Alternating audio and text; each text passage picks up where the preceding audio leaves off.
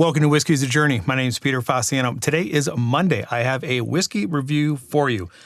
We're looking at the Little Book, The Infinite. This is the 2025 release edition 2. Just like always, we're going to pour it, nose it, taste it, talk about it a little bit. I'm going to add some water to it. And then if you stick around until the very end, I'm going to give this thing a score. So what we're looking at here again, this is edition 2 of the Little Book, The Infinite series. This one's coming in 120.4 proof. It's a Kentucky straight bourbon whiskey, and it's a blend of the 3 different generation master distillers over there at Jim Beam. I just had a brain fart there. Couldn't remember what it was. So I'm going to get to the blend components of batch number 2 or edition 2 here in a little bit. It's a 750 milliliter bottle, and it is not a cheap bottle. It's $200. The color of this is amazing. I have batch number 1 or edition number 1, and that color is also amazing.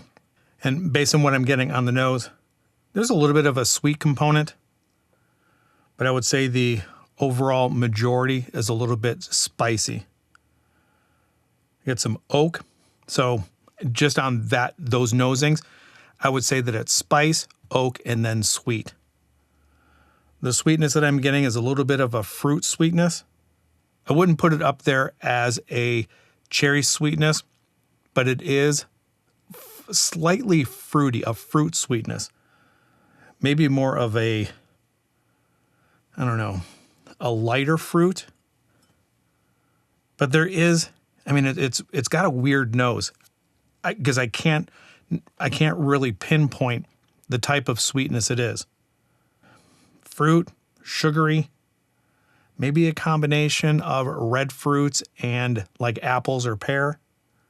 It's just a medley, like a fruit cocktail.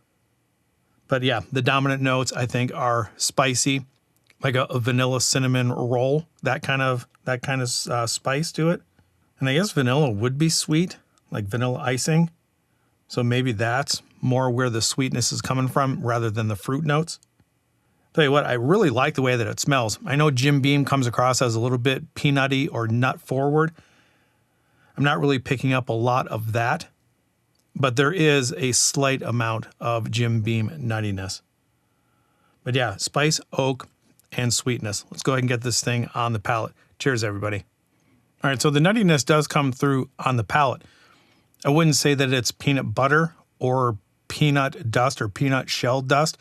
It's just an overall kind of I don't even know if nuts are sweet at all, but there is I'm just going to say it, there's a sweet nuttiness here. And maybe that equates to like peanut butter, because peanut butter is pretty sweet. I do get a lot of spice. It is spice forward.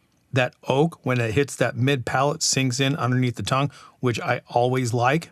That being my first sip, I like this. I'm definitely liking it more each time I have it. When I first cracked this open, I was extremely disappointed. So maybe this is opening up in the bottle. I've sampled this bottle out to a couple of people. Coincidentally, Carlos Garcia, if you are familiar with him, he's very active in the community. I think he's in Connecticut. He's actually coming out to Phoenix, and he'll be here Friday. I'm doing some KCBS barbecue competitions up in Vegas a week from today.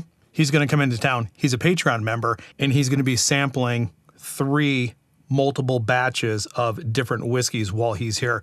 So he's going to eat some barbecue, drink some whiskey, and we're going to have a good time.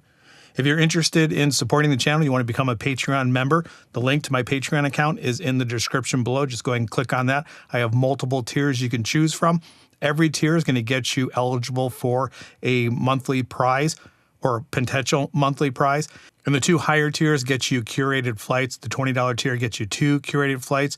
And then if you do the highest tier, the $50, you're doing 4 curated flights a year. And every tier gets access to my whiskey collection with the prices that I paid for the bottles, along with my Monday review scores and whether the bottles are sips or skips if I actually spun the wheel and the bottle was selected.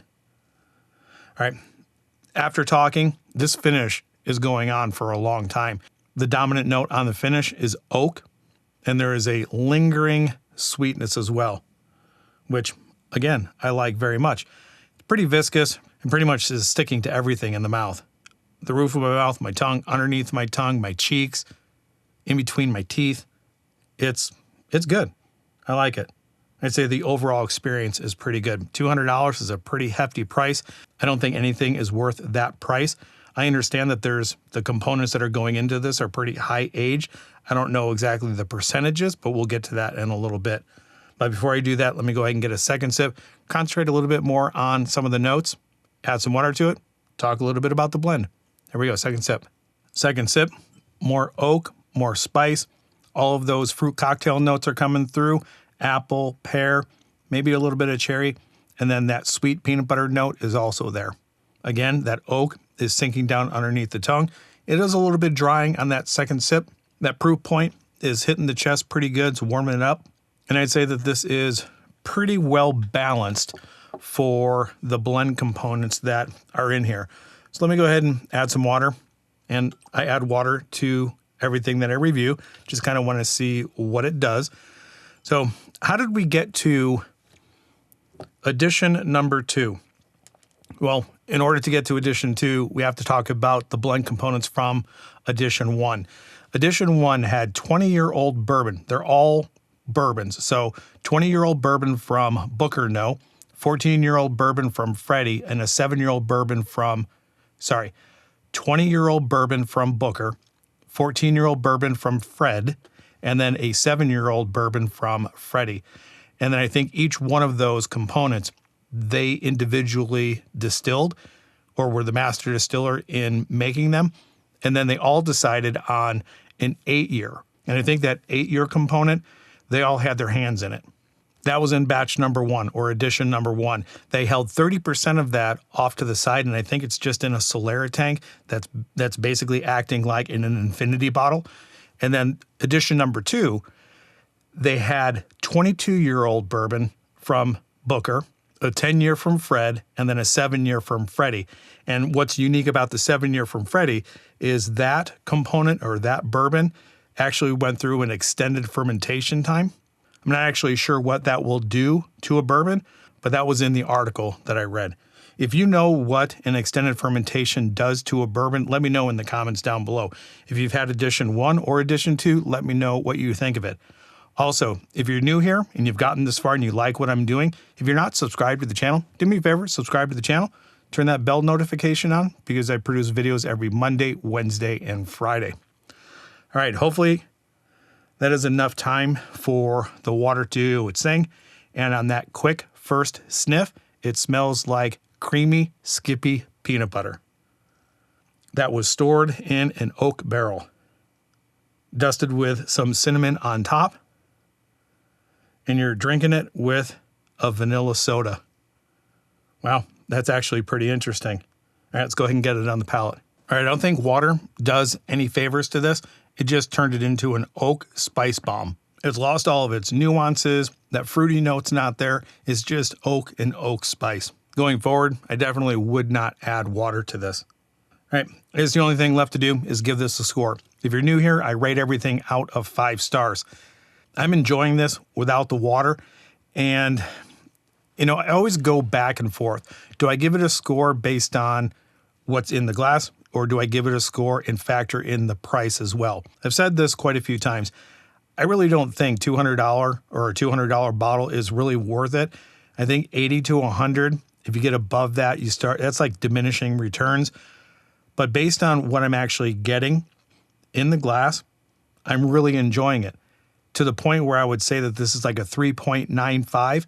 What's keeping it out of a 4 for me, at least on this tasting, would have to be the price. I mean, $200 is an exorbitant amount. So based on that, I would say 3.95. I like what it has to offer. It's a good experience. I think it does go through waves of development. It's not just a one-note wonder. It hits your palate, it develops. You get the peanut butter, you get the oak, you get the spice, a little bit of the sweetness with the fruit cocktail notes, apple, pear. All of that is really enjoyable. I just do not enjoy the price. So 3.95. That's where I'm going to leave it. Wherever you were at in your journey, I hope you enjoy it. And we'll talk to everybody later. Bye.